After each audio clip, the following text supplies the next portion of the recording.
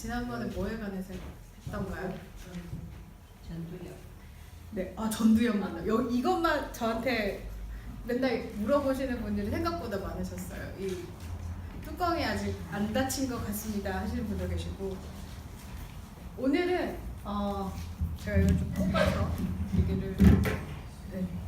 오늘은 제가 대화와 소통에 대해서 얘기를 좀 나눠볼까 하는데요.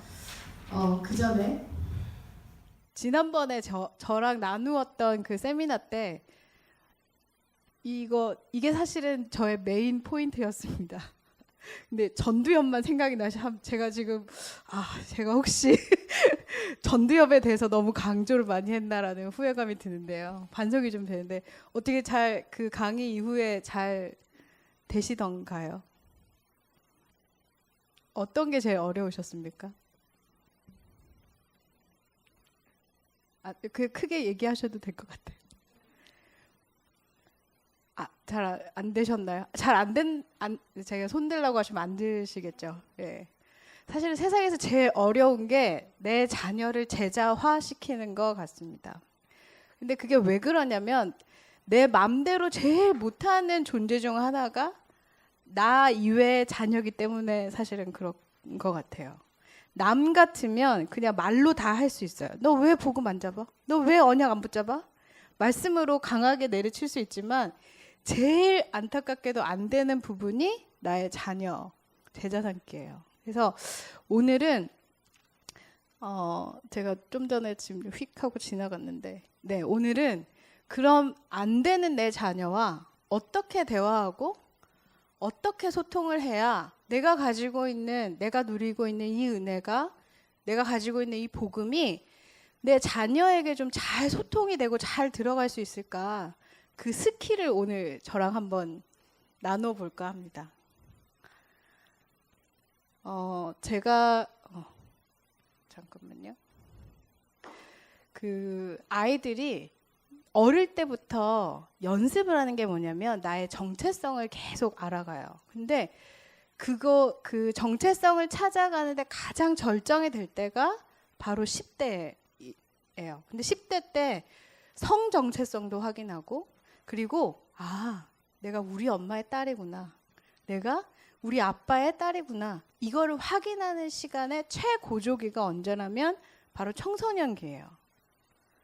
근데 참 안타깝게도 관계가 제일 부모님과 깨지고, 아까 우리 목사님 찬양하실 때처럼 온 가족이 식탁에 이렇게 둘러앉아서 밥 먹으면서 얼마나 좋아요, 그죠? 근데 꼭 싸워요. 그때 10대 아이들이 그때 꼭 뭔가 한마디를 시작하면 밥 먹다가 잘 먹었습니다 일어나서 방에 들어가고 문 쾅 닫고 너 야 다시 나와, 이렇게 부르는 그 시기, 그 10대 때 안타깝게도 우리 아이들이 내 정체성을 확립해가요.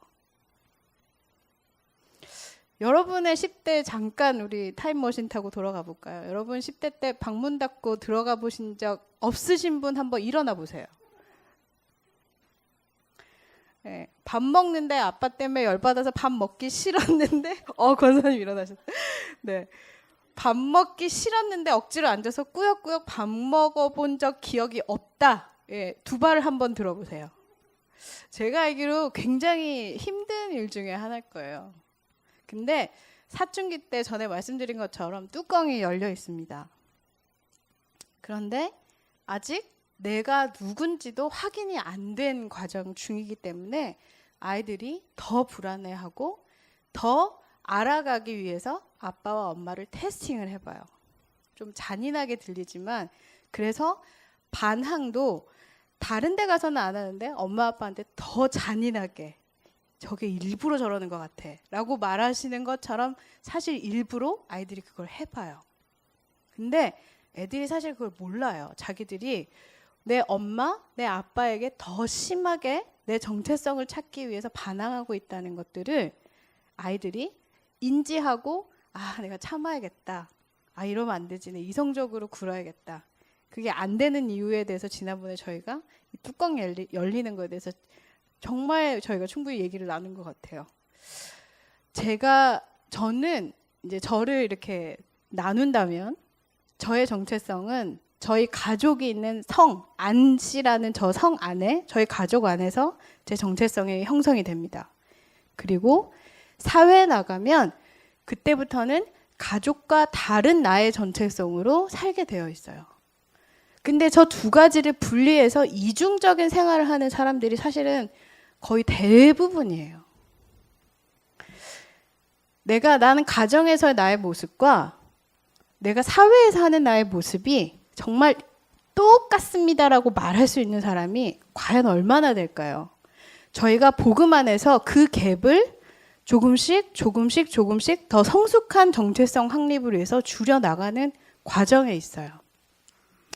근데 저게 밸런스 있게 유지가 되면 되는데 가정이 깨진다던가 가정에서 문제가 있다던가 아니면 반대로 사회에서 친구들과의 문제가 있거나 이렇게 됐을 경우에 아이들이 나라는 자신을 가지고 사회생활에 적극적으로 들어가야 되는 20대가 되면 혼란이 오기 시작해요. 그래서 그 정체성이라는 거를 만들어가고 잘 형성하기 위해서 반드시 필요한 게 대화와 소통입니다. 어떻게 대화하고 있는지 한번 볼까요? 제가 작년 1년간 쭉 만나던 어떤 한 학생이 있었어요. 한국인 2세 아이예요. 근데 아버지는 어릴 때 그 아이의 기억에 남아있는 아버지는 늘 때리고 엄마에게 폭력을 휘두르고 그리고 그 순간에 자기가 어느 순간부터 생각과 감정을 닫았대요. 그 아이의 표현이에요. 지금은 걔가 16살이에요. 근데 얘한테 불행히도 ADHD 증상이 있어요. 근데 문제가 어디에서 발생이 됐냐면 학교에서 자꾸 상담을 받으라고 이제 선생님들이 얘기를 하는 거예요. 근데 이 엄마는 괜찮다는 거예요. 그리고 절대 우리 아이한테 너가 ADHD라고 얘기하지 말라고 저한테 수십 번 아니 수백 번의 카운셀링 끝날 때마다 저한테 부탁을 했어요. 그러면서 뭐라고 얘기를 했냐면 쟤는 말이 통하는 애가 아니래요. 그래서 내가 쟤한테 넌 ADHD야 라고 얘기를 하고 나면 얘가 난 ADHD라서 이래. 그러니까 난 내 멋대로 살 거야 라고 행동을 할 거라는 거예요. 엄마가 자기 아들에 대한 설명이 그랬어요. 근데 여러분 잘 아시겠지만 ADHD는 약간 교육 환경의 문제이기도 하지만 여기 뇌의 문제이기도 합니다. 그래서 미국에서는 이제 약물도 조금 이렇게 처방을 하고 그리고 학교에서 여러 가지 교육도 환경도 좀 바꿔주고 아이가 공부할 수 있도록 여러 가지 베네핏들을 제공하고 있어요. 그래서 혹시 내 자녀가 좀 산만하거나 좀 그래서 문제가 좀 있을 때는 빨리 그 카운셀링이나 전문기관을 찾아가 보시는 게 사실은 도움이 돼요.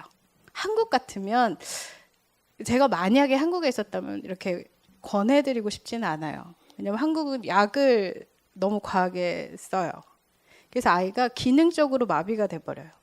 근데 미국은 약만 쓰는 게 아니라 뭐 러닝 디서빌리티 체크업부터 시작해서 전부를 아이가 대학을 갈 수 있도록 이 아이한테 맞게끔 교육을 제공하고 있어요.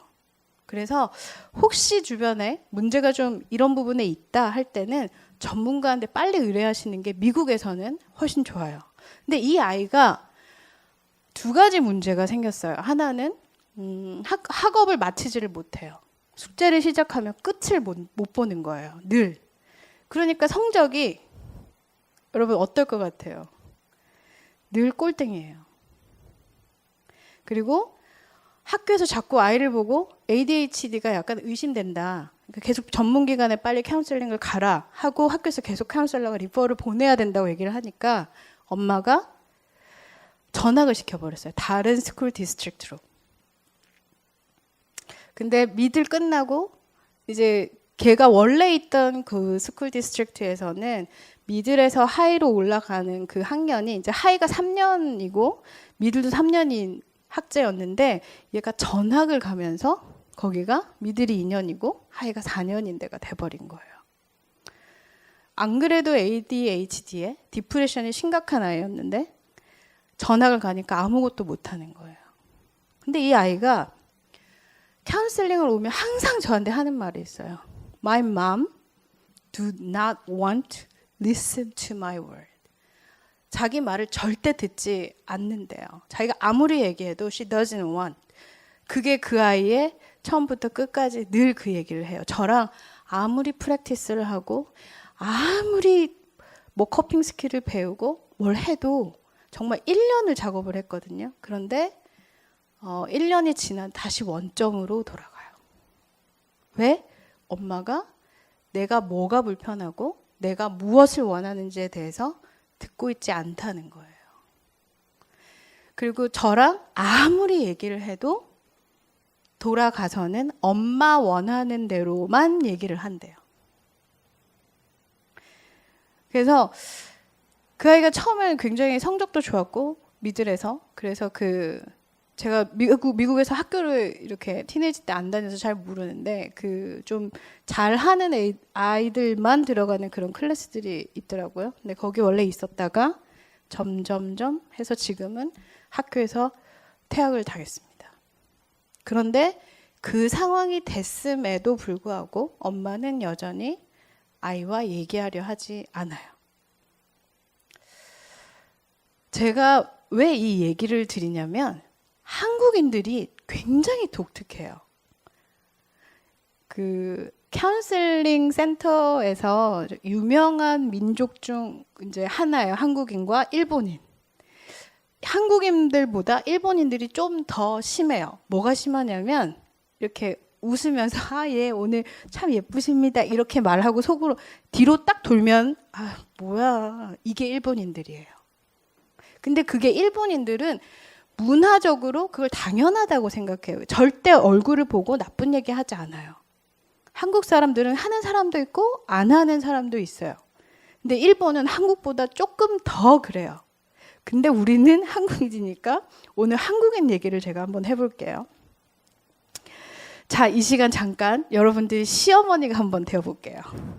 며느리가 전화가 왔어요. 다음 주가 명절이에요. 근데 어머니, 제가 근데 주말에 못 들릴 것 같네요. 음식 준비를 제가 못할 것 같아요. 죄송해요. 이렇게 전화가 왔어요. 그러면 뭐라고 하실 것 같으세요? 목소리를 좀 올려보셔도 괜찮을 것 같아요. 예상되는 답변은 저도 가지고 있습니다. 뭐라고 할 것 같아요? 네? 전혀 시어머니라고 생각을 해보세요.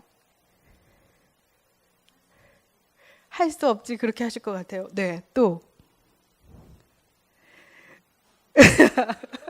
뭐 할 수 없어 바로 나오셨어요. 왜? 네, 이유를 또 물어보시겠어요. 또 빨리 끝내고 와. 네, 그렇죠? 한국인 어머니들이 괜찮다 아가 이렇게 말하는 분들이 70%가 넘어요. 말도 안 되죠. 왜 그런지 아세요?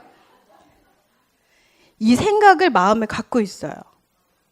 근데 우리 한국 사람들의 특징이 뭐냐면 체면을 유지해야 돼요. 그러니까 이 며느리한테 내가 대놓고 무식하게 면전에다 대놓고 야, 네가 며느리가 돼가지고 어떻게 하나? 라는 말을 하기엔 민망하니까 표현은 괜찮다 아가라고 말을 하지만 사실 마음은 어떻다고요?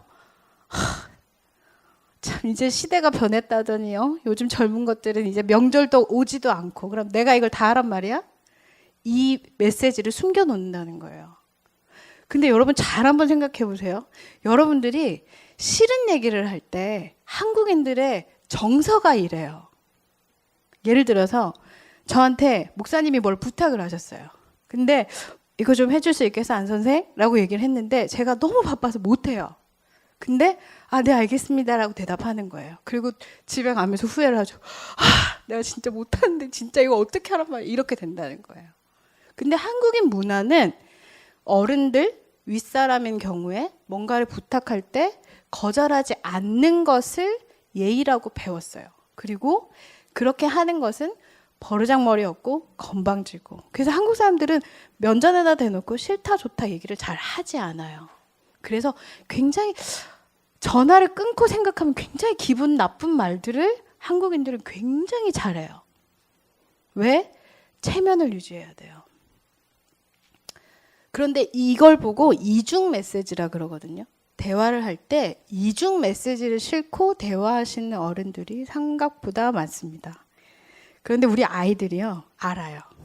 왜 아냐면 대화를 가끔 자존심과 나의 자존감의 싸움으로 착각하시는 분들이 많기 때문에 그래요. 우리의 체면의 문화 자체가 내가 좀 배우고 내가 좀 괜찮다라고 말할 때는 내가 뭔가 보여지는 것을 통해서 사람들한테 잘 대해주면서 내가 내 자존감도 올리고 자존심도 올리고 지키고 이런 생각들을 하고 대화하는 케이스들이 많아요.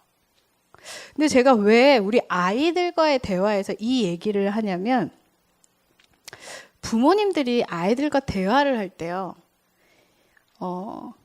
죄송하지만 내가 굉장히 자존감이 낮을 경우에는 아이들과의 대화에 이걸 그대로 투사하는 경우가 많아요. 예를 들면 아이가 성적이 떨어졌어요. 그래 괜찮아. 떨어질 수 있어. 다음엔 잘할 수 있어. 그치? 넌 꼭 잘할 수 있을 거야. 엄마가 너를 위해서 이렇게 열심히 최선을 다해서 일하고 있잖아. 너도 최선을 다할 수 있어. 라는 이중의 메시지를 아이한테 주는 거예요. 그러면서 내가 안 되는 나의 낮은 자존감을 자녀와의 대화를 통해서 내가 얻어와요. 여러분들 중에 자존심과 자존감이라는 단어를 정확하게 구분해서 말씀하실 수 있는 분들 계실까요? 한국의 그 도로에 보면 차를 몰고 가다가 이렇게 좀 뭐가 확 끼어들거나 막 이럴 때 창문 내리면 확 이렇게 이렇게 하다가 요즘에 막 영상이 찍혀서 나오고 하는 분들 많아요. 근데 그분들을 봤을 때 자존감 때문에 싸우는 걸까요? 자존심 때문에 싸우는 걸까요? 뭐가 달라서 그럴까요? 자존심이 높은 것과 자존감이 높은 게 뭐가 다를까요? 왜 우리가 그 말 한마디에, 그 대화 한마디에 내 자존감이 상한다? 아니면 자존심이 상한다? 라고 말할 때 무슨 차이가 있을까요?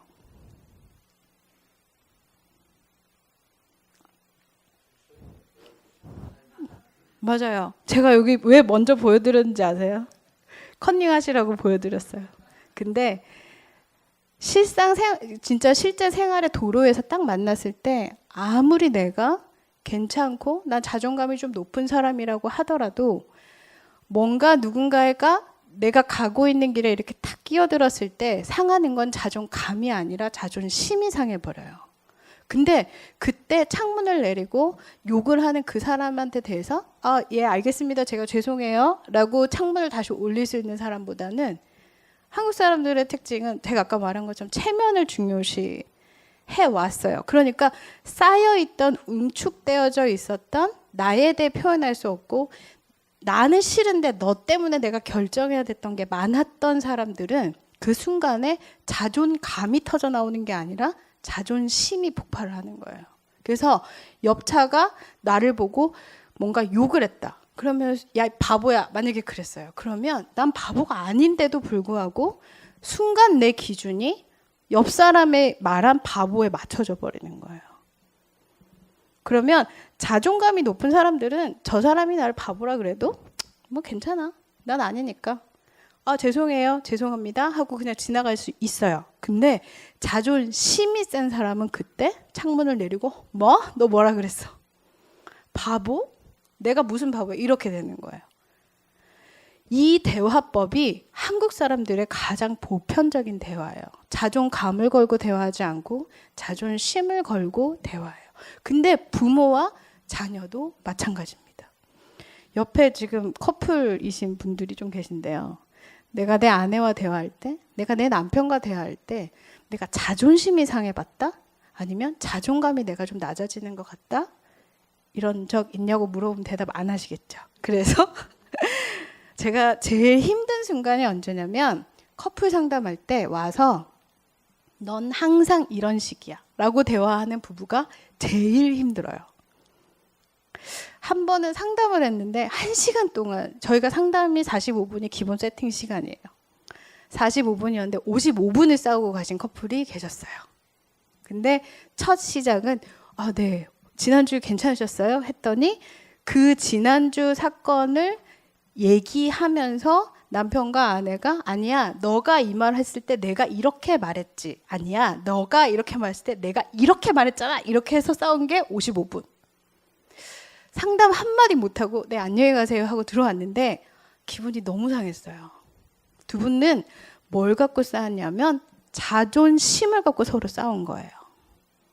대화가 될 리가 없습니다. 죄송스럽게도 저랑 그 이전 선생님이랑 6주 이상을 어떻게 대화하느냐를 공부를 했는데 한 사건에 딱 걸리면서 이중 언어로 대화를 하고 있었기 때문에 진짜 말이 그날 그 상담실에서 터져 나왔던 거죠.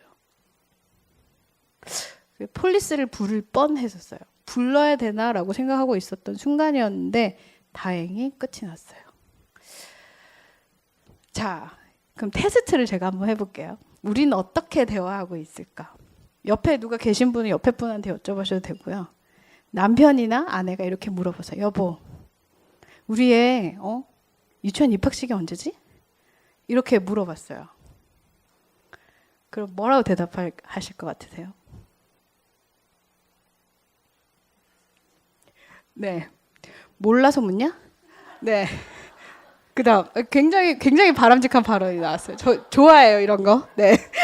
또 다른 분 있으세요? 또 누구 없으세요? 사모님, 목사님이 만약에 우리 정빈님 유치원 입학식 언제지? 이렇게 물어보면 뭐라고 하시겠어요? 다음 주잖아. 네. 그 말은 넌 그걸 또 잊어버렸니? 이게 지금 들어가는 거예요. 또 다른 분 계신가요? 네. 몇 번을 얘기를 해야 돼. 애가 지금 100명이야? 뭐 이렇게 얘기하죠. 그죠? 두 번째. 네. 애가 학교 갔다 왔어요. 엄마, 내 책상에 연필 못 봤어? 네. 여러분 지금 이제 갑자기 이제 경험이 이제 올라오시죠? 네. 뭐라고 얘기할까요? 예? 왜 뭐라고요, 집사님? 예. 야, 네 걸 네가 챙겨야지. 내가 그걸 어떻게 하냐? 예, 보통 아빠들의 대답입니다. 또. 오, 예. 봤으면 봤고, 못 봤으면 아빠 못 봤는데? 라고 얘기하실 수 있어요. 네, 또. 엄마가 저쪽에 정리해놨어. 저기 가봐. 예, 그럴 수 있어요. 그죠? 굉장히 많이 싸우는 대화예요. 그죠? 한국에서 애들 엄마랑 대화되지 않을 때 거의 이런 지 물건을 지가 안 챙겨요. 내가 미쳐버리겠어. 사준 걸 또 사주고 또 사주고 또 사줘도 또 잊어버리고 와요. 제가 미쳐버리겠어요. 이렇게 말하시는 분들, 속 터지는 분들 이런 대화 많이 하세요. 그죠? 세 번째, 딸이 왔어요. 아빠, 내가 아빠 차 닦아놨다? 내가 청소해놨다? 이렇게 말했어요. 아빠 뭐라고 할 것 같아요? 오, 땡큐. 네, 쿨하세요. 또. 예, 짓고 던지셨어요. 너 필요한 거 있냐? 그럴 수 있어요. 또. 예, 용돈? 또. 네?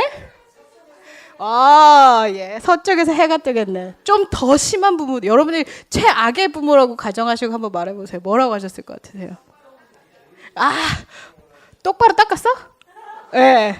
예? 또 뭐라고요? 너 뭐 너 뭐 찔리는 거 있지? 예, 또. 여기서 제가 한 발 더 가볼까요? 야, 하라는 공부는 안 하고 차 닦아놨다. 예, 저 예상하지 못한 답변이 나왔어. 예. 그렇게 얘기하신대요. 그리고 보통은요, 이렇게 얘기하는 분들도 계시지만, 또, 웬일이냐, 진짜? 예. 차 기스 안 냈어? 이런 분들도 계세요. 대화에 따라서요, 바람직한 대화와 말이 안 되는 대화가 있어요. 여러분들이 대화를 할 때, 여러분들의 마음 속에, 그리고 소통할 때 세 가지의 대화를 하는 방법이 있다라고 말한 게 있어요. 그게 교류 분석인데 지금 저쪽이 좀 딱 이렇게 잘렸는데요. 모든 사람이 대화를 할 때 세 가지로 분리된 자아가 있대요. 첫 번째는 어버이 자아예요. 어버이 자아는 가르치는 거예요. 야, 차를 이렇게 닦으면 어떡하냐. 이거 먼저 이렇게 물을 해가지고 이렇게 다 치워내고, 그리고 좀 닦아내고, 왁스를 하고, 어이, 하지 마, 다음부터는. 이게 어버이 자아예요. 가르쳐야 돼요. 뭔가를 더 나은 결과를 위해서 뭔가 티칭에 포커스가 맞춰져 있어요. 제가 카운셀링을 하면서요, 네, 받은 제일 큰 충격 중 하나가 뭐였냐면 제가 리스닝이 안 되는 사람이었다는 걸 몰랐어요. 영어를 못 알아듣는 게 아니라 상대가 말하는데 그 말을 못 듣고 있는 거예요. 아, 저거 아닌데. 이거보다 이게 더 나은 것 같은데? 라는 생각을 저도 모르게 얘기를 하면서 계속 생각하고 있는 거예요. 뭔가 지적할 거를 계속 찾아요. 근데 왜 그런가 하고 생각했더니 저는 항상 대화를 할 때 저게 제일 제 앞에서 나와서 대화하는 자아 중에 하나였어요. 두 번째는 어린이 자아예요. 여러분 주변에 대화해 보시면 되게 유치하게 대하는 사람 있어요. 그리고 싸움을 해도 부부 싸움을 하면 죄송하지만 결국 저 싸움으로 끝나요. 너 그랬지? 그럼 나도 다음에 그럴 거야. 이렇게 끝나는 유치한 싸움. 아시죠? 너 오늘 늦게 들어왔지? 알았어. 그럼 난 다음 주 내가 늦을 거야. 당신이 애기 목욕시키고 다 해. 나 몰라. 이렇게 끝나는 어린이 자아형 대화. 세 번째, 어른 자아가 있어요. 이거는 성숙한 자아로 대화하는 거예요. 아, 미안해. 내가 오늘 좀 늦었어. 자기 오늘 너무 늦었어. 아, 미안해. 내가 이렇게 됐어. 대화가 통하는 굉장히 이상적이에요. 거의 실행이 불가능해요. 그래서 우리가 어버이 자아로 대화를 하잖아요. 그러면 굉장히 두 가지 하나는 장점이고 하나는 단점이에요. 굉장히 이성적이에요. 그래서 여러분들 제가 한국에서요. 여기 혹시 교사 선생님들 하시던 분들 계신지 모르겠지만 이상하게 선생님들의 자녀들이 굉장히 부정적이에요. 아이들이 굉장히 많이 눌려 있어요. 왜 그러냐면 뭘 해도 칭찬 듣기가 힘들어요. 뭘 해도 지적을 당해요. 내가 이걸 이렇게 하면 이거보다 더 나은 방법을 엄마가 항상 얘기를 하는 거예요. 야, 너 이렇게 해서 너 90점 받았지? 다음에 이렇게 하면 너 98점 받는다? 이게 엄마의 대화 방법이에요. 네가 이렇게 했지만 다음에 이렇게 해봐. 그럼 너 진짜 좋아. 사실은 그 안에 어떤 메시지가 있냐면 아까 말했죠. 이중 메시지. 야, 이거 90점밖에 안 되고 어떡하자는 거야. 98점 받아야 돼. 이거를 숨겨놓고 티칭을 하시는 거예요. 대화로. 근데 여러분들이 대화할 때 내 앞에 있는 상대가 나랑 동등한, 이퀄한 상태에서 얘기를 하는지 아니면 나보다 어린 아이인지 나보다 윗세대인지를 알고 대화를 하면 쉬워요. 가끔 부모님들은 제가 대화를 하는 걸 가만히 보면 애는 이해 못할 것 같은데 그런 수준 높은 얘기를 하시는 분들이 계세요. 예를 들면 야, 학교로 갔다 왔어. 그러면 샤워를 해. 미리 하란 말이야. 미리 하고 숙제를 딱 앉아서 빨리 끝내. 그러면 너한테 시간이 많잖아. 그럼 놀 수 있어. 얼마나 좋아. 이게 쉬워? 어려워. 이렇게 대화를 해요. 어려워요. 애들은 굉장히 어려워요. 여러분 학교 갔다 책가방 메고 집에 왔어요. 샤워하고 숙제하고 싶다 손 들어보세요. 네. TV 켜고 놀고 싶다 손 들어보세요. 네, 솔직하시군요. 네. 애들한테는 리셋할 수 있는 시간이 좀 필요해요. 근데 대화를 하면서 내 말이 맞기 때문에 넌 내 말을 들어 라는 이중 메시지를 깔고 아이를 설득하기 시작해요. 근데 그러다 열받는 건 누군지 아세요? 나예요. 왜? 못 알아들어요. 전혀 말이 안 되거든요. 학교를 갔다 왔는데 왜 씻고 또 공부를 해? 애들은 이해가 안 되는 대화를 엄마가 하는 거예요. 그러니까 애들이 볼 때는 아, 엄마랑 말이 안 통해. 아빠랑은 진짜 말이 안 통해. 이렇게 되는 거예요. 그래서 어버이 자아로 대화를 할 때는 필요할 때가 언제냐면 지난번 세미나 때 제가 말씀드린 것처럼 바운더리를 설정할 때는 단호하고 엄격하게 얘기할 때는 어버이 자아로 대화할 수 있어요. 그리고 그때는 이해해 줄 수 있고 조금 수용도 되고 격려해 주실 수도 있어요. 근데 어린이 자아로 대화를 하면요. 여러분 주변에도 뭔가 진지하게 대화가 안 되는 사람이 있어요. 무슨 얘기만 맨날 장난치는 것처럼 얘기하고 어른인데도 뭐 그냥 이런 거지 뭐 이렇게 쉽게 개그맨들의 그 대화들을 보면 거의 욕에 맞춰져 있어요. 근데 그 사람들은 사람들이 제일 쉽게 대화하는 방법을 가지고 그 사람들이 잡을 선택했기 때문에 이 방법으로 대화를 해요. 우리 아이들이요. 엄마한테 아빠한테 학교 갔다가 와서 제일 첫 번째 시작하는 대화들이 이런 대화예요. 아빠, 나 오늘 학교에서 있잖아. 이거 갖고 놀았다.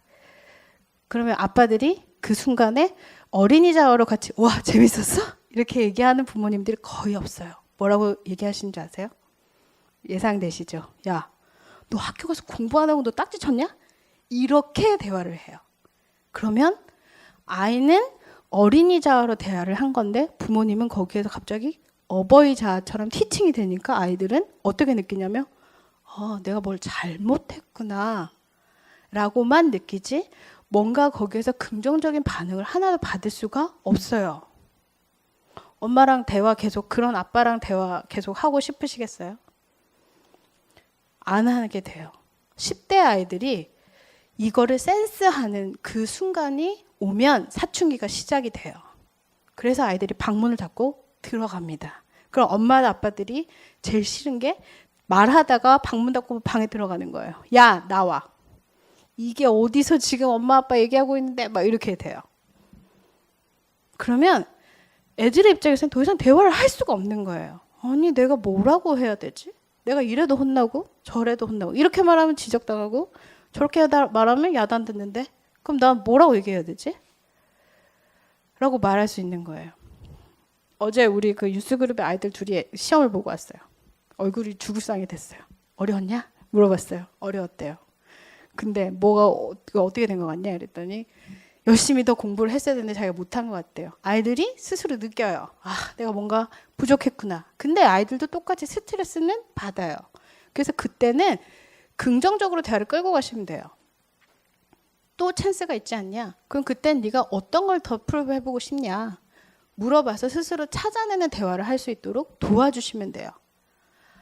한국 아이들이 대학에 가서 우울증에 걸려서 무기력증에 걸려서 상담실에 오잖아요. 그 아이들의 대다수가 엄마 아빠가 뭐든지 다 결정해주는 케이스예요. 심지어 대학에서 무슨 전공을 할 거냐도 엄마 아빠가 결정을 해줘요. 근데 여러분 알다시피 고등학교 때까지는 엄마 아빠 선택에 따라 움직일 수 있어요. 근데 대학 가서는 내가 알아서 해야 돼요. 근데 한 번도 알아서 해본 적이 없어요. 학원 가고 공부하고 심지어 기도 수첩하는 것도 내가 원해서 한 적이 없어요. 하라니까 했고 기도하라니까 했고 뭘 하라고 해서 다 따라왔는데 갑자기 대학에 오면 스케줄도 내가 짜야 되고 페이퍼도 내가 써야 되고 이제 다 내가 뭔가 해야 되는 시간이 와요. 애들이 어떻게 해야 될지 몰라요. 왜 그러냐면 거기에서 첫 번째 올라오는 감정이 앵자이어티예요. 불안해요. 왜? 내가 해서 실패하면 어떡하지? 엄마가 해줬을 때는 엄마가 해줬으니까 실패해도 같이 뭔가 해결할 수 있었는데 이제 내가 해가지고 이거 내가 망하면 어떡하지? 이 불안감 때문에 그 불안감 때문에 일이 더 안 돼요. 근데 그걸 어느 정도 넘기면 그때부터는 디프레션이 찾아오고 그때부터는 진짜 파워레스니스 아니면 집 밖에 안 나가는 히키코모리 그런 아이들이 속출해요. 그래서 요즘 한국은 유행이래요. 그 카운셀링 상담센터를 일주일에 2번 들리는 게 학원처럼 영어 수학 학원 갔다가 카운셀링 한번 받고 다시 또 과학 학원 가고 이게 요즘 한국의 붐이래요. 그래서 누가 저보고 한국 가서 빨리 센터를 차리라고 그랬어요. 떼돈을 벌 거라고. 지금 갈 데가 없대요. 그 참 그 얘기를 들으니까 참 마음이 아팠어요. 심지어 상담도 엄마에 의해서 결정이 돼버리는 거예요. 왜? 이제는 공부만 시켰더니 정서가 안 되니까 정서도 학원처럼 배워서 오라는 거예요. 이제 그런 교육이 한국엔 또 시작이 되고 있어요. 그래서요, 이제 대화하실 때 여러분들이 조금 낮아져 보세요. 우리 아이들과 내가 대화가 안 된다. 그때는 내가 내 앞에 있는 아이와 내가 좀 낮추면 돼요. 대화의 방법을. 좀 성숙한 어른 자아는 합리적이고 사실적이고 객관적이에요. 이렇게 쓰니까 조금 어렵지만 이거는 디스커션이 되는 대화를 하는 사람을 보고 어른 자아로 대화를 한다고 얘기하는 거예요. 쉬운 방법은 물어보는 거예요. 어떻게 느꼈어? 넌 어때?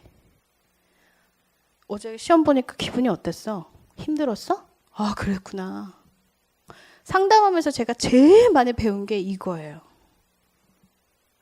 제가 처음에 상담 공부 시작하고 스트레스를 너무 받았어요. 왜냐하면 저도 영어가 늦게 시작했기 때문에 잘 빨리빨리 안 느는 거예요. 그러다 보니까 상담실에 머리 하얀 사람만 들어오면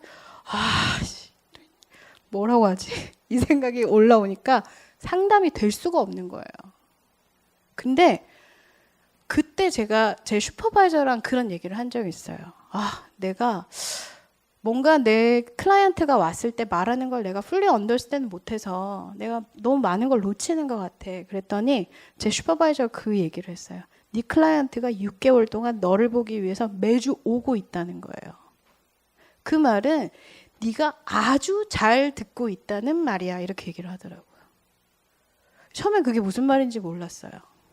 저는 제가 말을 잘하고 영어를 잘하고 잘 알아듣고 그때 소통과 대화가 된다고 생각을 했던 거예요.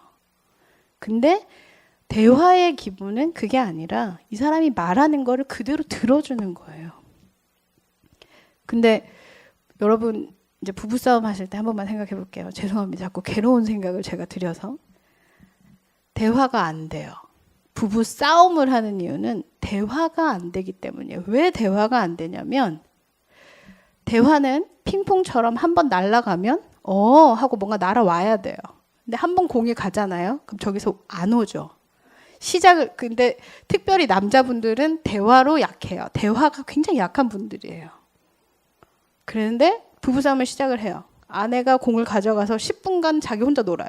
계속 얘기를 하는 거예요. 자기 지금 그래서 어떻게 됐다는 거야. 자기 그래서 지금 철수 유치원 입학식도 잊어버리고 내가 그걸 몇 번 말했어. 그것만 얘기하는 게 아니에요. 그죠? 그거 얘기하고 나서 그래서 걔가 차 좀 치워놓고 어떤 무슨 이런 거 했는데 자기가 어떻게 그때 그런 반응을 어떻게 그렇게 보여? 이렇게 한 10분간 혼자 대화의 공을 갖고 놀아요. 그럼 기다리는 남편은 저 공이 언제 오나라고 생각을 하지만 절대 못 와요. 그때 남편들이 감정적으로 반응을 하죠. 그만해라 이러면서 공을 가져와요. 한 번. 근데 또다시 아내가 가져가요. 대화가 밸런스 있게 될 수가 없어요. 근데 그 안에다가 더 나쁜 거는 이중의 메시지를 심는 거예요. 내 남편이 나를 좀 도와줬으면 좋겠어 라는 말을 이렇게 하는 게 아니라 내가 다 해야 돼. 나 집안일도 해야 되고 일도 해야 되고 내가 진짜 이게 하루 종일 뭐 하는 거야? 내가 이러려고 시집 갔어? 내가 이러려고 애 낳았어? 뭐 이렇게. 그러면 듣는 입장에서는 지금 이건 나보고 도와달라는 건지 지금 뭔가 헤어지자고 얘기를 하는 건지 뭐에 대해서 열이 받은 건지 파악이 안 돼요. 아이들과의 대화도 마찬가지고 부부간의 대화도 마찬가지입니다. 자, 의사소통을 할 때요. 옆에 있는 분 한번 주변에 우리 교회에서는 내가 참 대화가 잘 되는 것 같아요. 우리 아이와 난 참 대화가 잘 돼요 하시는 분 혹시 계신가요? 난 소통이 굉장히 쉬워요. 죄송합니다. 자꾸 뭘 물어봐가지고. 제일 사람들이 많이 하는 케이스가요. 나에 대한 긍정이에요. 근데 그 안에는 뭐가 있냐면 넌 틀렸어. 내가 맞아. 이 메시지를 담고 얘기를 해요. 들을 때 그렇지. 그래 그럴 수도 있겠다 라고 듣지만 사실 그 말은 무슨 말이라고요? 아니지. 그건 그런 식으로 하면 안 돼. 라고 생각하고 대화를 할 때 저희가 보통 다른 사람을 부정하고 나만 긍정을 하는 식으로 대화를 해요. 아이들과 대화할 때도 그래요. 아이들이 무슨 얘기를 하면 아니 너는 엄마가 얘기하면 좀 들어. 이렇게 대화를 되면 너는 틀렸으니까 넌 내 말만 들어. 엄마 말이 맞잖아. 라는 대화가 돼버리는 거예요. 여러분 그런 사람과 대화하고 싶으세요? 네, 여러분 느끼시죠? 아, 저 사람이랑 대화하면 내가 좀 열받는데 저 사람은 항상 저런 식으로 대화하는데 좀 짜증나. 그런 사람들의 특징들이 너는 틀렸고 나만 맞아 라고 말해요. 근데요 이 케이스 제가 좀 전에 말한 그 케이스는 자존감이 낮고 자존심이 센 경우에 그런 대화를 해요. 내 자존감이 굉장히 낮는데 안 그래도 낮은 자존감이 너 때문에 더 낮아지잖아 라는 화가 치밀어 오를 때 나는 맞고 너는 틀렸어 라는 대화를 해요. 아이들과 대화할 때도요 그래요. 아이들 엄마 뭐 알아? 그래서 엄마 뭐 해봤어? 엄마도 이거 해봤어? 엄마 뭐 해봤는데 나보다 잘했어? 애들 중에 이렇게 엄마를 공격하는 애들이 있어요. 아까 제가 말씀드렸죠. 서론에 말씀드린 이유가 여기에 있어요. 바로 엄마를 공격하기 위함이 아니라 사실은 내가 엄마 딸 맞아? 내가 이래도 엄마 나 사랑해? 라는 걸 확인하는 과정에 있기 때문에 아이들은 이상하게 묘하게 잘 꼬집어요. 내가 정말 듣기 싫어하는 말과 행동만 골라서 자꾸 해요. 왜? 내가 이 집 자식이 맞나? 이거를 무의식적으로 계속 확인해 가는 절차예요. 근데 자존감이 낮은 분들이요. 어떤 대화를 하냐면 아 그래 그지 그래 자기 말이 다 맞는 것 같아. 내가 뭐 잘못했나 보다. 이렇게 대하는 사람이 있어요. 그 사람이랑 있으면 굉장히 힘이 빠져요. 뭔지 모르게 나를 자꾸 맞다고 해주는 것 같은데 가만 들어보면 자꾸 그 사람의 뭐는 없고 내 말만 맞다고 하니까 대화하는 사람이 심적으로 부담을 느껴요. 왜? 너무 100% 의존적이 돼버리기 때문에. 이런 사람들하고 대화를 하면 오래 대화를 하면 진짜 피곤해져요. 왜? 이 사람한테는 나라는 존재가 없어요. 나의 생각도 없고 나의 주장도 없어요. 이런 특징을 가진 부모님들은 아이들과 어떻게 대화를 하냐면 그래 알았어. 네 원하는 대로 해줄게. 네가 이거 하고 싶어? 그거 해. 다 끌려다녀야 돼요. 왜? 그냥 쟤가 맞는 것 같아요. 그냥 나는 쟤를 못 이길 것 같아요. 그러니까 그런 대화, 뭔가 디스커스하고 알교해야 되는 그 상황 자체를 자꾸 피하는 거예요. 싫으니까. 못하는 거예요. 무서우니까. 어떤 대화를 하시고 싶으세요? 나만 아니고 나는 아니고 네가 다 맞아 라는 대화요? 아니면 넌 맞는데 내가 틀렸어. 아니면 너도 틀렸고 나도 틀렸어. 아니면 너도 맞고 나도 맞고. 어떤 대화가 맞을까요?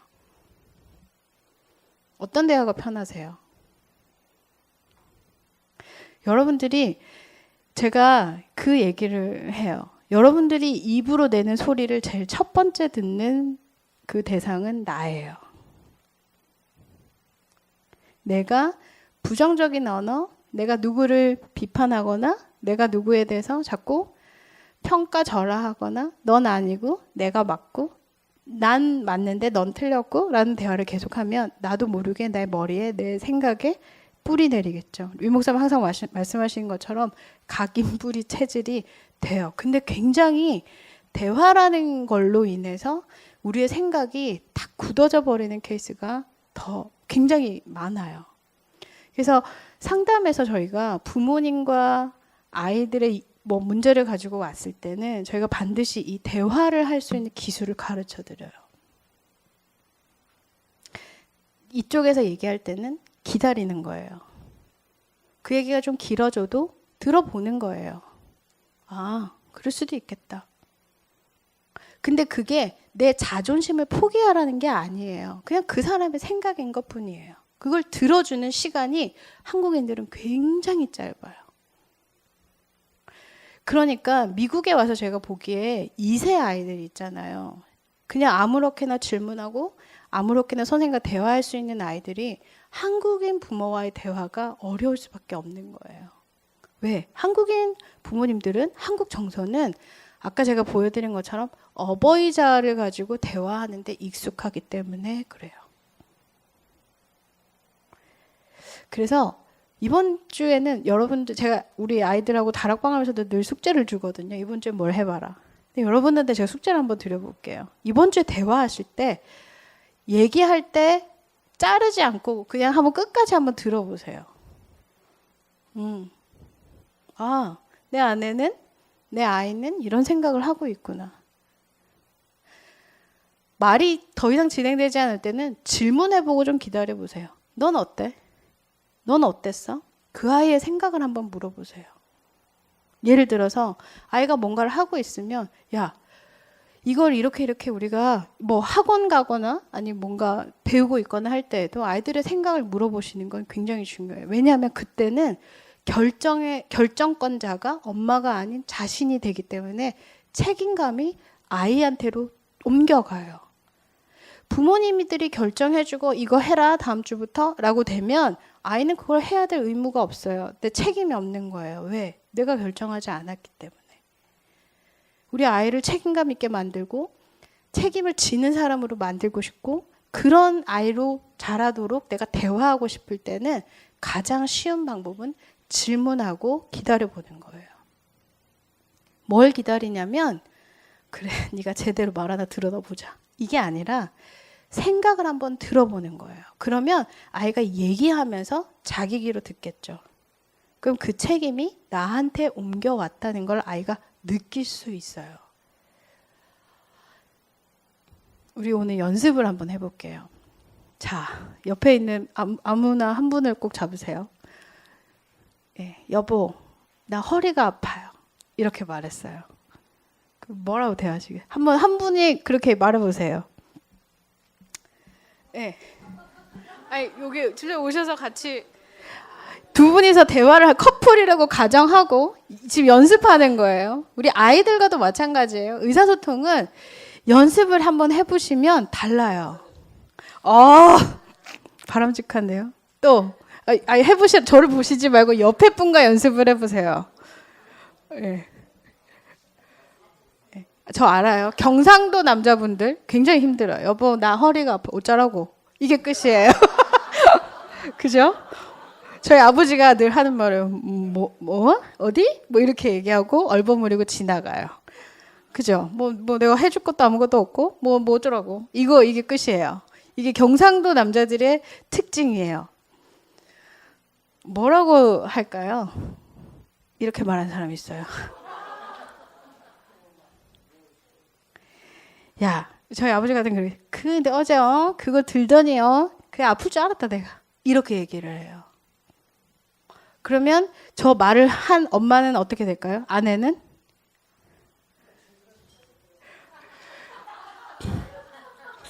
네. 굉장히 바람직한 예제 상황이 계속 나와요. 그러니까 좀 들어주지. 내가 아프기 전에 이렇게 돼요. 그러면 아까 대화가 뭘로 끝난다고요? 유치한 애들 대화로 끝나버리는 거예요. 네가 날 불렀어야지. 이렇게 되는 거죠. 그죠? 부른다고 알아? 좀 제때제때 와가지고 해주면 안 돼? 이렇게 되는 거예요. 이렇게 말하는 사람도 있어요. 뭐예요? 책임지고 싶지 않다는 거예요. 넌 허리가 아프고 난 안 아프고 그럼 나 어쩌라고? 네, 네가 알아서 할 일이야 라고 대화하는 식. 책임 안 지겠다는 거예요. 그러면 성의 없는 남자래요. 한번 볼까요? 제일 바람직한 대답은 이거예요. 아파? 그냥 그렇게 말했기 때문에 아프냐고 물어봐 주면 돼요. 아파? 어떻게 해? 병원 갈까? 그냥 한마디 안 가도 돼요. 근데 그러면 아니야 괜찮아 라고 보통 거의 와이프들은 얘기해요. 그리고 그냥 나 파스만 좀 붙여줘. 그러면 풀려. 여기 계신 여자분들 무슨 말인지 다 이해하시죠? 지금 눈빛이 다 와요 저한테로. 바로 그거죠. 이거예요. 지금 뭘 해달라는 것도 아니고 뭔가를 해주는 것도 아니에요. 여자와 남자의 대화의 방법이 사실 다르기 때문에도 그래요. 남자는 솔루션에 포커스가 맞춰져 있어요. 그럼 나보고 지금 빨리 아픈 걸 해결하라는 거야? 라고 들어요. 여자는 여보 내가 아파. 그러니까 그것만 좀 알아줘 이거예요. 대화하면 싸울 수밖에 없는 저희가 다른 개체들이에요. 하나님이 다르게 만들었어요. 근데 아이들도요. 볼게요. 엄마 나 집에 오다 넘어져가지고 다리가 지금 여기 아파. 이렇게 얘기를 했어요. 그럼 옆에 분하고 빨리 연습해 보세요. 뭐라고 하시겠어요? 지금 효과가 교육의 효과가 드러났어요. 많이 아파? 이렇게 했어요. 네. 왜 어디가 아파? 이렇게. 지금 너무 교육의 효과가 너무 좋은데요. 그러나 이렇게 말하시는 분들께서 또 넘어졌냐? 너 좀 잘 보고 다니라니까 너 맨날 넘어지냐? 애들이 우산 잃어버리고 집에 오잖아요. 엄마들이 이게 폭격을 하시죠. 너는 사주고 또 사주고 몇 번 사주고 또 잊어버리니? 네 거 네가 좀 챙기라니까. 이렇게 되는 거예요. 왜 근데 그 잔소리를 해도 안 들을까요? 왜 안 고쳐질까요? 왜냐하면 엄마가 솔루션을 다 줬기 때문에. 내가 내 거 챙기면 되는구나 라고 인식하고 다음부터 잘 챙겨야지 라는 하는 아이는 거의 10%도 안 돼요. 그럼 그때는 물어보면 돼요. 어디서 잊어버렸니? 어쩌다 잊어버렸니? 하고 물어보면 아이가 말하면서 생각하겠죠. 그죠? 참 시간이 걸리는 교육이 맞아요. 근데 이 다른 대화가 행동 패턴의 변화를 가져와요. 제가 정말 죄송하지만 카운셀러를 일하면서도 저도 이 방법을 써보면서도 저도 반신반의했어요. 설마 그런다고 될까? 왜? ADHD 아이들의 특징 중 하나가 잊어버리는 거예요. 물건 안 챙기는 거. 우리 아이가 맨날 뭘 자꾸 책가방부터 중요한 걸 자꾸 잊어버린다? ADHD 의심받을 만합니다. 너무 반복해서 똑같이 계속 그럴 때는. 근데 그때 한 가지를 짚어봐야 되는 건 뭐냐면 그 물건의 소유와 책임이 엄마한테 있냐? 아니면 아이에게 있냐? 이걸 아이와 얘기를 해보면 돼요. 또 어떤 엄마가 있냐면요. 야, 니만 아프냐? 나도 오늘 종일 네 방 청소했지. 내가 거실 청소했지. 빨래했지. 설거지했지. 엄마 여기 허리 더 아프다. 여기 좀 주물러봐. 이렇게 말하는 엄마들이 있어요. 애는 애처럼 대화를 했고 엄마도 완전 유치하게 돼버린 거예요. 아까 교육의 효과라고 제가 말씀드린 것처럼 어머 진짜? 진짜 아프겠다. 어디 그렇게 아파? 어떡하니? 이러면 안 아파요. 순간 아프던 게 확 가셔요. 왜? 엄마가 들어줬거든요. 이게 대화의 목적이에요. 근데 한국인들이요. 이 틈을 절대 노리지 않고 훈육을 시작해요. 야, 너 그러니까 똑바로 걸으라 그랬지. 걸을 때 좀 이렇게 보폭을 좀 똑바로 하고 바로 걸으란 말이야. 그러니까 자꾸 넘어지잖아. 이렇게 치고 그 순간을 노려서 훈육을 한다? 그럼 다음번에 애가 또 넘어지면 엄마한테 얘기할까요? 안 할까요? 하지 않습니다. 제가요. 그 페이스북에 보면 어떤 한 랩런트가 맨날 교회와 뭐에 대해서 불평을 이렇게 올리는 랩런트가 하나 있어요. 그리고 교회 거기에 랩런트들이 밑에다가 막 답글을 다는 것도 제가 잘 봐요.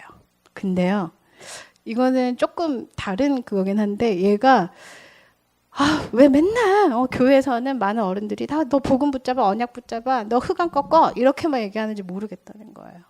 이 전에 글들도 더 심한 게 엄청 많은데 여러분 기절하실까 봐 제가 안 가져왔어요.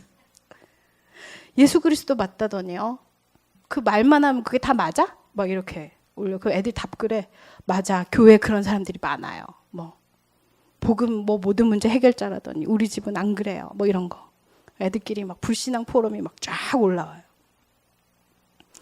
맨날 맞는 말만 한다는 거예요. 예수 그리스도 언약 붙잡아, 복음 붙잡아. 오늘 제가 우리 아이들 다락방 하면서 제가 돌직구를 던졌어요. 야, 네 성적 떨어지면 하나님 응답 안 하신 거야?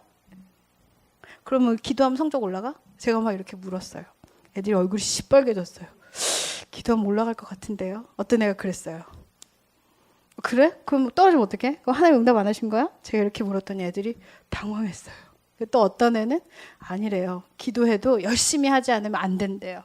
그래? 그럼 다 네 잘못이야? 그랬더니 그것도 아닌 것 같대요. 왜? 안 되거든요, 열심히. 해야 되는 건 알지만 못 하거든요. 제가 왜 그런 식으로 아이들과 대화를 하냐면 아이들도 이중 메시지를 한국 애들은 써요. 그거를 하나님과의 관계에서도 사용해요. 특별히 랩넌트들. 하나님, 내가 언약 붙잡고 내가 이거 하면 하나님 나에게 응답하시면 좋겠어요 라는 메시지를 가지고, 이중적인 메시지를 가지고 하나님과 대화를 시도해요. 근데 하나님이 안 들어줬어요. 그러면 좌절해요. 실망하고 낙심해요. 근데 그게 쌓이면 이런 랩넌트들이 나와요. 그래서 소통을 쉽게 하는 방법은 두 가지예요. 솔직해지는 거. 여러분들이 아이들과 대화를 하다 보면 아이들이 요구사항을 못 들어주실 때가 있어요. 그리고 들어주면 안 되는 것들도 있어요. 그때는 아이한테 솔직하게 얘기해 주세요. 우리 형편, 나의 상황, 엄마 아빠가 이래 라는 걸 말해 주시면 돼요. 거기에 내가 어떻게 애랑 그런 구차한 것까지 다 얘기를 해요. 이렇게 하시는 분들이 있지만, 아이들은 솔직해질 때 부모님과 대화를 시작해요. 아까 말씀드린 것처럼 어버이 자아로 뭔가를 자꾸 가르치기 시작할 때 아이들은 듣지 않아요. 그냥 야, 난 네가 이렇게 한다는 게 아빠는 좀 사실 솔직히 이해가 잘 안 돼. 근데 이 상황이 넌 어때? 물어보고 들어보고, 이 솔직함이 사실은 첫 번째예요. 그래서 여러분들이 좀, 미국 애들이 그런 얘기를 해요. 그 미국 애들 쓰는 단어 중에 vulnerability라는 단어가 있어요. 내가 vulnerable해지고 내가 뭔가 취약해지고 약해지는 게 이렇게 뭔가 공격당하기 쉬워지는 게 아니에요. 한국 부모님들은 이걸 지키려고 그래요. 내가 채통이 있지. 부모로서 내가 입장이 있지. 근데 사실은 애들이 부모님의 허점을 누구보다 잘 알아요. 우리 엄마 아빠도 싸우고 우리 엄마도 대화가 안 되고 이걸 아이들이 알거든요. 그런데 그 한계점을, 내가 안 되는 점을 아이들한테 솔직하게 얘기하고 같이 기도하면서 같이 대화하면서, 그럼 우리가 같이 이번에 응답 받아보자 하는 것이 아이들에게 필요해요. 두 번째는 듣는 거예요. 진짜 제가 오늘 숙제는 드린 것처럼 이번 주에 가서 한번 테스팅을 해보세요. 내가 얼마나 잘 듣고 있나. 내가 내 아이가 얘기할 때, 내 아내가 얘기할 때, 내 남편이 얘기할 때, 아니면 다른 사람과 대화할 때 내가 그 사람이 대화가 끝날 때까지 잘 듣고 있나? 여러분들이 이번 주에 테스트를 한번 해보시라니까요. 이게 가장 어려워요. 만약에 좀 내가 들을 수 있게 됐어요 하시는 분들은 생각 한번 해보세요. 내 마음속에서 아무런 뭔가 비판 없이 저 얘기만 잘 집중해서 듣고 있나? 아니면 속으로 그건 아니지 라는 생각을 가지고 듣고 있나? 이 두 가지가 기본 될 때 대화가 돼요. 그리고 소통이 됩니다. 잠언은 가끔 제가 쓰기 참 두려운 성경 구절은 맞아요. 왜냐면 너무 이렇게 정확하게 찔러요. 근데 우리의 혀가요, 생명나무예요. 여러분들이 현장에 나가시면 이 입술로, 이 혀로 복음을 전해요. 예수가 그리스도, 모든 문제 끝났습니다 라고 선포해요. 우리 아이들에게 대화할 때 이 혀로 아이들의 마음을 열고 닫을 수 있는 힘이 여기에 있어요. 아이들이 마음을 닫아버리면 그땐 대화는 절대 되지 않아요. 그래서 이번 주에는 가셔서 마음을 갖고 한번 테스팅을 해보세요. 우리 아이와 대화하고 내가 잘 듣고 있는지, 아니면 진짜 들었으면 내가 어느 정도로 받아들이고 있는지. 이게 돼야 우리 아이들과, 그리고 그 정체성을 찾아가기 위해서 열심히 싸우고 부모님에게 싸움을 걸고 있는 아이들을 여러분들이 수용해 주실 수가 있어요. 안 그러면 내 자식 같다가 남의 자식 같다가 저거 진짜 왜 낳았나 싶다가 막 이거를 천국과 지옥을 계속 오르락 내리락 하셔야 돼요. 오늘은 여기까지만 제가 말씀을 드릴 텐데, 이번 주부터 가셔서는 한번 일부러라도 듣는 시간을 한번 가져보셨으면 좋겠어요. 그리고 아이들의 이슈에 호기심을 가지고 물어보시고 그 대답을 듣고 다시 대화하는 그 연습을 좀 해보셨으면 좋겠습니다. 또 다음에 또 배울 수 있는 시간이 있는지 모르겠지만, 혹시 여러분들 중에 무슨 이슈가 있거나 어려움 있으신 분들은 언제든 저한테 알려주시면 제가 도와드릴 수 있는 것까지는 최선을 다해 도와드리도록 하겠습니다. 감사합니다.